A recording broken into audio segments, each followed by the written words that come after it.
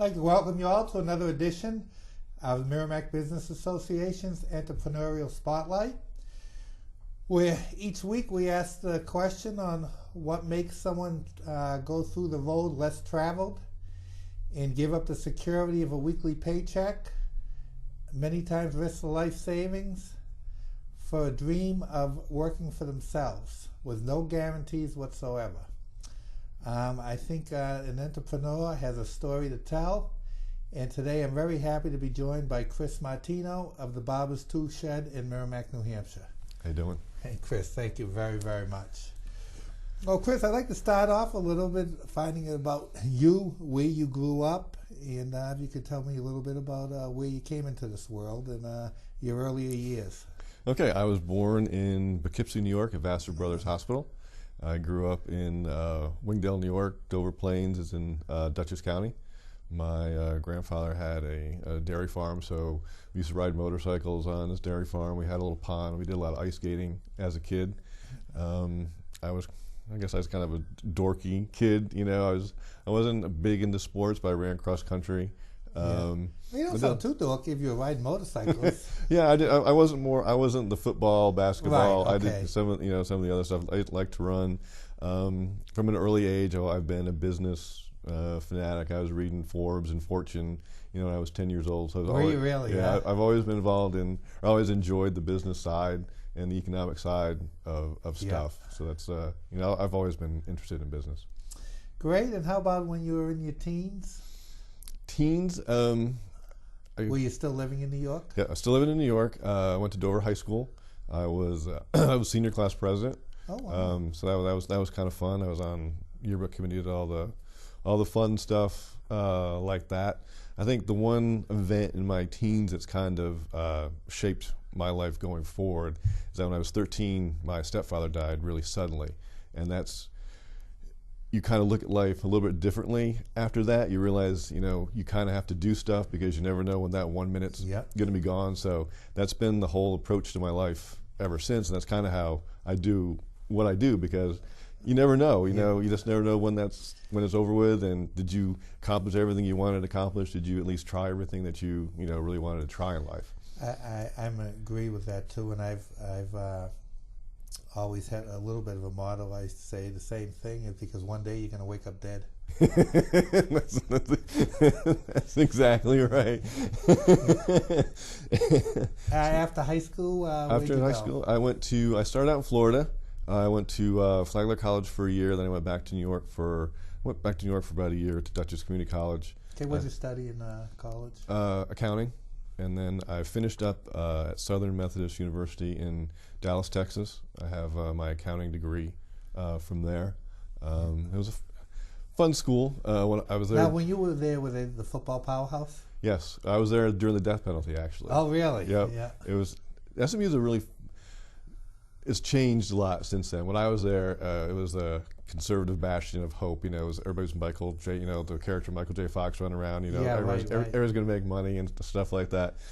And now it's changed a little more. The faculty got involved a little bit more, so it's a little more liberal bent on it. And I remember when the football stuff was going on, we had these small group of protesters, because SMU, nobody protested SMU, for God's sakes. Yeah, right. Then and then the first year after football, I think the homecoming was around soccer, and it was just a big letdown. So you guys, boy! I mean, in your day, you were there. You were one of the top teams. And we had a good basketball program too at SMU. So yeah.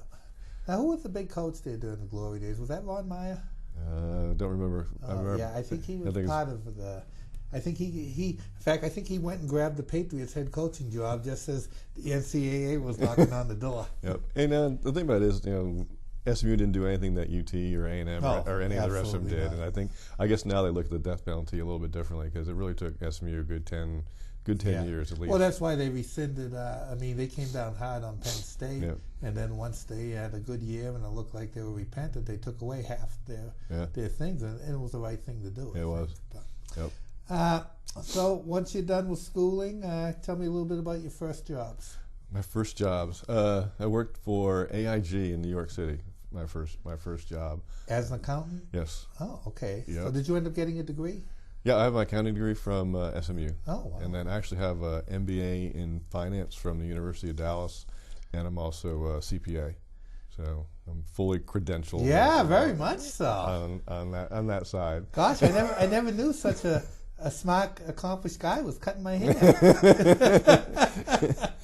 What can I tell you? There's, life is, you never know what you're going to do in life. That's the thing. You don't know what road you're going to, go down, what turn you're going to take, or anything like that. So we got you at AIG. Yep. You're basically, I don't know what you're wearing, but let's say you're wearing the button-down collar and you're going to work with the big boys. Yep. At that time, you still wore suits to work. This is before business casual hit. And where are we? What state? New York City. New York City. Oh, yep. So you're with the big boys. Yep, New York City. Okay. How'd you like it? I hated it. I hated that job. And then I went to Teachers Insurance. I worked in a Treasury department as a cash management analyst, and that job was okay. And I guess early on, I've always had this aversion to the corporate world because I hated it then too. So at that point. Give me an age right now. Where are you? Probably mid-20s. Probably later 20s. Because I did AIG, and then I went to work for Teachers Insurance. And while I was at Teachers Insurance, I decided that was the point where I was going to join the military. And it was about 30. I was late in the military. I was like 31. Oh, so you went in the military? Yeah. I was me, and there's like 3 or 4 others in my boot camp class that were a little bit older. Okay, and did you go in as enlisted? Yes. Or? Yep. In what branch? Army. Okay. Army. And tell me a little bit about that experience. Looking back, it was a good experience. it was nobody thought I was going to be able to handle the military because you can't be told what to do, but you adapt. I mean, it was looking back, it was a good experience. I think it was definitely a kind of a life-changing experience, for me. I definitely see where I changed as a person. A little more confidence came in that sort of thing. Okay, and what was your MOS? I was a 97 Bravo, which I guess they've changed the nomenclature now, but it's counterintelligence. So I did basic training at Fort Leonard Wood in Missouri. Then I went to Fort Huachuca for AIT. And then I got sent to Panama for 2 years, and Panama is a great country. And are we in the 80s right now? No, 90. I was 91 to 96 was my military training, and then went to Panama. Panama was a great country. We did a little bit of source stuff. Wrote a lot of IR reports. We would compile. What's an IR report? Intelligent Information Report. Okay. I think of what it was. And we just compile a lot of the information that the agents were gathering because we did force protection for the forces, and we wrote a lot of reports around the first Bush visit to the first Bush when he visited Panama. It was really kind of cool because we were sitting in the room watching everything on TV, and then we had one of the people called up and said, they're tear gassing the president. And they're like, no, they're not. We're watching it. And they're really not. And we could go back and forth. And they showed Barbara Bush, who was covering her face because they were tear gassing us in protest. Wow. So it was really kind of interesting that you had that up front. But anything I know now is way past important. Right. Way past important. So, but it was good. It was fun. And then I went to I got out at Fort Hood. I stayed in Texas for a little while. I like Texas. It was a good state. It's hot. I liken it to a convection oven. It's just a lot of hot air blowing around into space, and it gets cold. Did you become a Cowboys fan? No. Oh, good for you. I guess I can't show my Texas friends this, right? But no, I will root against whoever's playing the Cowboys because I'm not a Cowboys fan. Oh, you're fitting right into England. I like the Rangers. Just because I want to see them win after going through that one strike away twice in a game. I really want to see them win at least once. So I'm still rooting for the Rangers for that to happen. So I stayed in Texas. You're in your mid-30s? When I got in the military, I was 36, I think. Okay. 36. And then I went back into the corporate world. Well, first I got my barber's license. I went to school outside Fort Hood. Okay, well, let's take a second to get into that. What made you interested? I mean, you got an MBA, you got your accounting degree, you're in counterintelligence, and one day you decide to, I think I want to figure out if I want to be a barber. Yeah. So what started that? Did you know a barber? Did it look like fun? Did it look easy? Or what was it? My brother-in-law is a barber. I've always wanted to do it. I just had in my head that I needed to go to college and do stuff, and because I had studied, read all the business magazines and everything, I figured that I wanted to go to college and see where that took me. Yeah.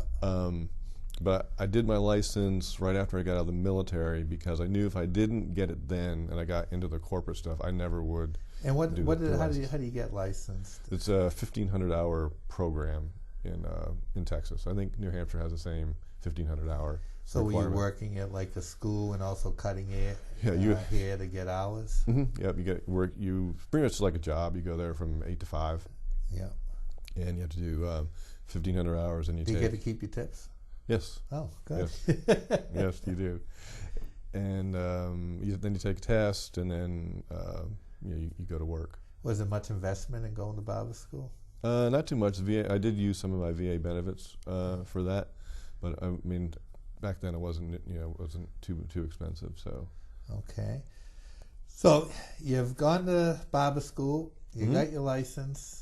Do you start using it, or do you put it in your back pocket? No, I did. I went to work for a shop in Temple for a little bit, and I learned a lot from that. I mean, I learned a lot from that guy, and I think if every place you go, you have to learn something, either the right way to do stuff or the wrong way to do stuff. So no matter where you work or who you run into, I think those are the two things you need to take away from any experience. So he definitely gave me some good pointers, good grounding. He was a really good teacher, and I just it wasn't the right shop for me. How long were you there? I was about maybe almost a year, I think, and the town. I couldn't crack that customer base. Just because you're not from here type and what thing. State were we in? Texas. So we're in Texas. Okay. Temple, Texas. So you're a New York boy, and I'm you're in Texas cutting hair. Yep. So I'd been in Dallas before because went to SMU. So I'll just go back, go back to Texas or go back to Dallas. So I got into the corporate stuff, and then I think I went to work for Hager Clothing, and then I did a couple other companies, and then I went back to I was living in Dallas. Trying to go through my resume right now in my head about how I did stuff, and I think a little burnt out on the corporate stuff. So this is my third shop I've actually done. So I'm hoping that the third time is the charm. Okay, well, when did you open your first shop, though? When was that? Early. Because you went to work for somewhere else, right? Yep, and then I went back to the corporate. Yeah, and then you decided to hang your shingle. Yeah, because I hated the corporate world again. Everything goes back to I hated the corporate world. Yeah. I belong to that club. I'm just, Okay, so but you opened a shop. Where'd you open it? It was in Roanoke, Texas.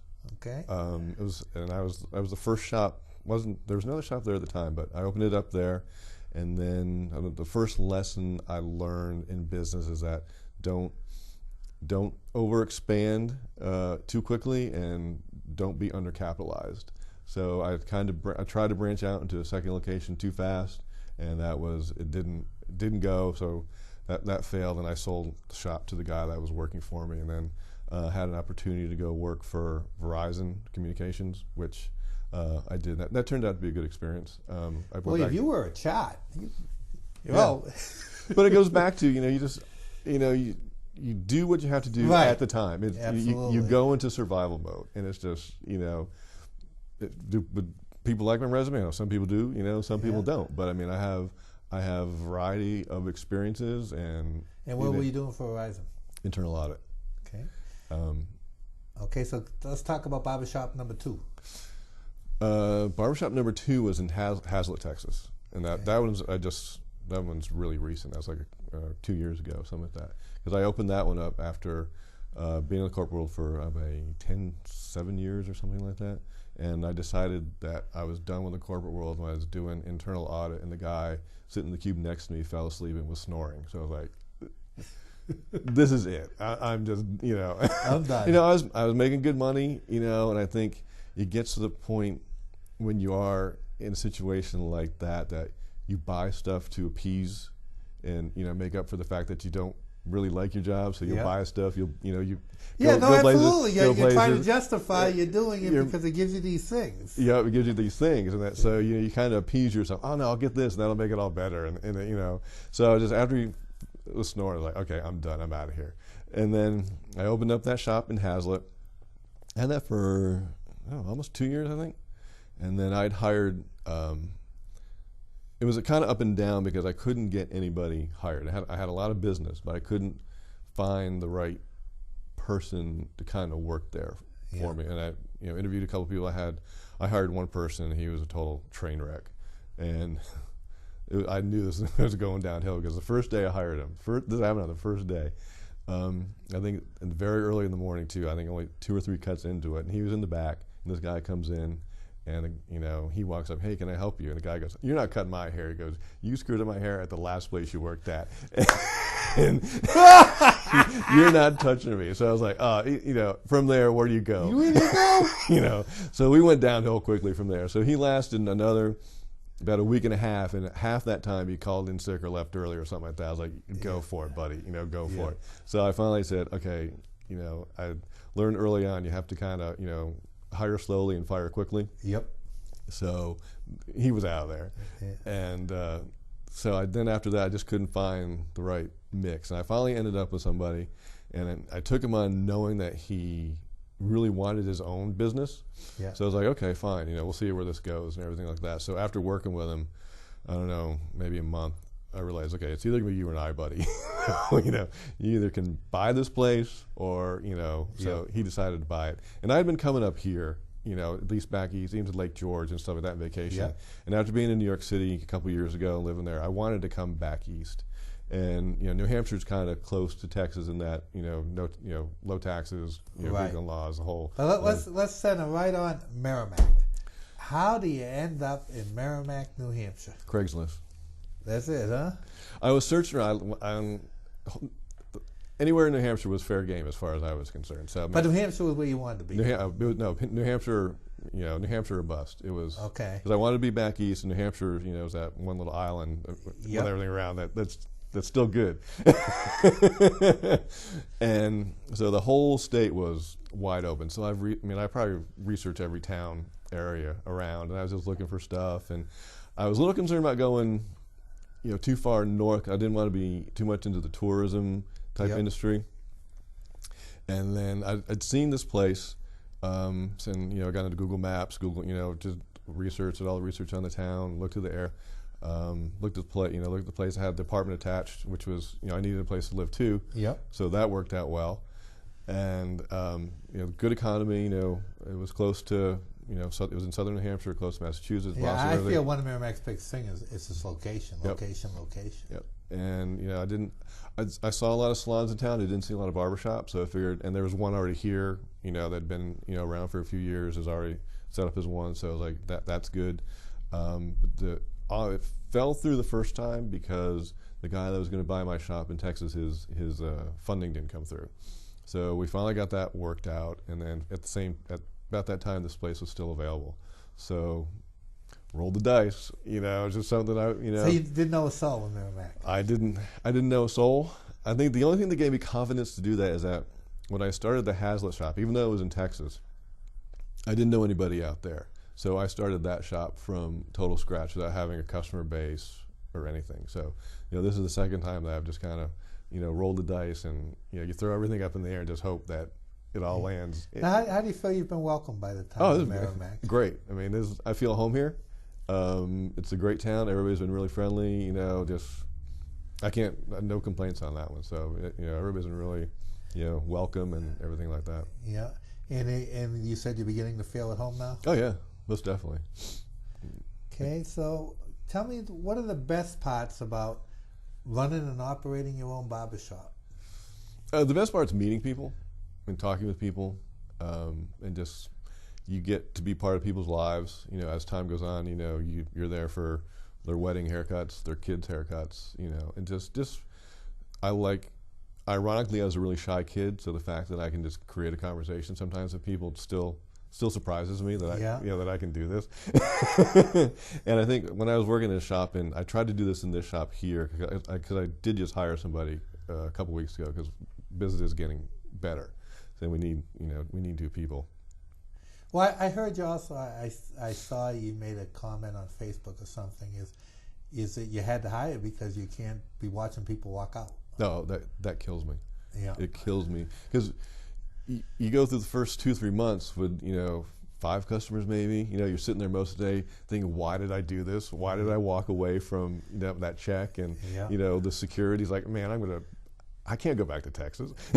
Yeah. And then you get to the point where you're busy now. People are walking out. It's like, oh man, why weren't you people here like 2 hours ago or something? But so I needed somebody. Then fortunately now we've got the people aren't walking out because they see two of us working, so they little tell you, you're getting great word of mouth. Like I say, it's the only way to build this business. Mike Malzone called me up after he was there. He says, ba ba ba ba ba ba ba ba ba ba ba. You'll see. Yeah, you got to get your hair cut. You got to. And the guy takes bitcoins, and you got to. And so, like I had told you, my wife had been cutting my hair for almost 20 years. Nothing fancy. But I always like it short, and she never will do it. And I said, you know what? The guy started a business in town. He can use all the help he can get. Lord knows I know what it's like to start a business. I said, do you mind if I go over there? Gee, she couldn't open the door quick. She goes, I'll pay for it. I'm sick of you complaining. I went over there, I told you what I wanted, and lo and behold, you did what I asked. I love it when that works out that way. Yeah. You're happy, I'm happy, and my wife's happy. You can't ask for much more than that. Usually we keep the customer when the wife is happy. Yeah. Those are the customers that we keep. Yeah. But no, I've just heard nothing but good things. And we live in an age of social media now. So it's really, that is truly a double-edged sword. I always tell people. I'm scared of social media. Yeah, well, what I tell people is, like in my business, 20 years ago, if you screwed up something, they tell 10 people at a barbecue and they're done with you. Yeah. Now you screw up, you go to Google, and there it is. And people read those reviews. Oh, 100%. That's all they got. Yeah. I said, so you better make sure you're on top. But when I see things about you guys, just all I hear is good things. And believe me, people aren't shy when they have bad things to say. No, they're not. No, it's our approach to business. And, I'm trying to, with Eddie, Eddie is the new guy? Eddie's the new guy. And just, I'm working with him too. He's good. He's really good. And it's just part of our job is a haircut. Part of our job is the personality behind it. And part of the job is making sure that people are welcome. And, we do things a little bit differently in that, if your haircut takes 10 minutes or it takes 30 minutes, we're going to get it to the point where you like it and we like it, because it doesn't do us any good if you don't like it or we don't like it, and we want to make sure people feel that they're right. We are customer service oriented, and you never take your customers for granted. Every time somebody comes in there, it's like the first time you're in here, because once you start taking your customers for granted, they're going to look for a reason to say, you know what, I'm going to try somebody else. Yep. So we make sure that we get that rapport going and the work is good. Now, how long have you been open now? 4 months? I opened up right December 27th, 28th or something like that. Okay, so in that area then. And are you seeing each month? I mean, are you seeing it continue to multiply per se? Mm-hmm. And that's basically word of mouth, and you do a good job, and people come. Yes. I mean, I've had this is the one.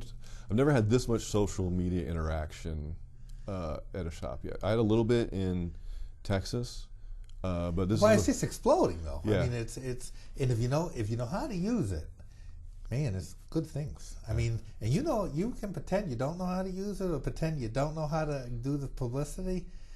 I'll tell you something. I've been in business 8 years, and I never made the front page of the Merrimack Journal with my face on it with a customer. I mean, when I saw that, I said, "Man, good for you. Good for you." Yeah, I got lucky. I mean, just and that's one of those things that it was a great break for me, and that's why business has really picked up since then. And you saw it. You saw it based on that. Huge increase. Huge. I mean, I've been sending out. I do a lot of postcard mailings, which I just ordered another 4,000. I'm going to drop because I want to. You got to keep hitting. I had one guy worked in the shop in New York, and he's like, it's all about the brand, and that's where I'm at right now. It's all about the brand. So I just have to keep pounding the barber's tool shed, mail out whatever way that I can do that. So that's where we're at now. That's what, from my end too, I believe there's a lot of, that costs some money, but there's smart money and not so smart money. And I myself found postcards is the best way we market Silver Chariot. But there's the chamber in town does a good job. Yes. They're always doing events, and like I say, us at the Merrimack Business Association, we're involved with the Fall Expo that we have. The town puts it on, and we help them with it. 120 businesses where people come in, and I think there's a lot of avenues where you can get out there if you want to get out there. And in Merrimack, I truly believe they want people to see. We are we are not Amherst or Bedford, nor do we want to be. Yes. And we want the new guy to come in and succeed. We want business to succeed. And it's great to see that they are welcoming you. Oh, it's been amazing. It just really is, everybody's, and it's really weird to have people come in and kind of know your story after reading the papers. Like, how do you know about me? How do you know that? So it's really kind of fun. The best advice I'll give you is someone that's been involved in politics for many years. If anyone ever shows up and asks you to put a sign in the window, please don't. No, because the town takes its politics seriously too. We don't go there. No, we don't. We don't go there at all. No. So you look happy. Obviously, business. In 4 months, none of us makes it. But you're not regretting your decision now. Oh no. I mean, there's been times when it's like, okay, did I do the right thing? But no, we're definitely, if we keep going where we're going and keep the new people coming in, and we have at least 50% retention, which is on the low end of what shop should be. I think we're going to keep that. I mean, we're definitely here for the long haul. So when it's all said and done, your hope is you're never going to pull out one of those leisure suits again. No. And never go to the club. So this is it. Do or die. I'm probably unemployable. I'm probably unemployable in a corporate environment right now because I don't think I could do it. Because you're so used when you're a small business, you're used to making the decision. Well, and our businesses are very similar in that, I think they're both pretty neat businesses to have. Because I'll drive people 60 miles to Boston, and we talk the Red Sox the whole time, and then when we're all done, I say, okay, give me some money. But to me, it's an enjoyable time. Boy, there's a lot worse ways to make money than cutting hair and learning. And that's what I'm saying. I have people that I consider friends now. I've seen, I got guys that got, when their wife was pregnant, and now they're showing me pictures of them in the 3rd grade.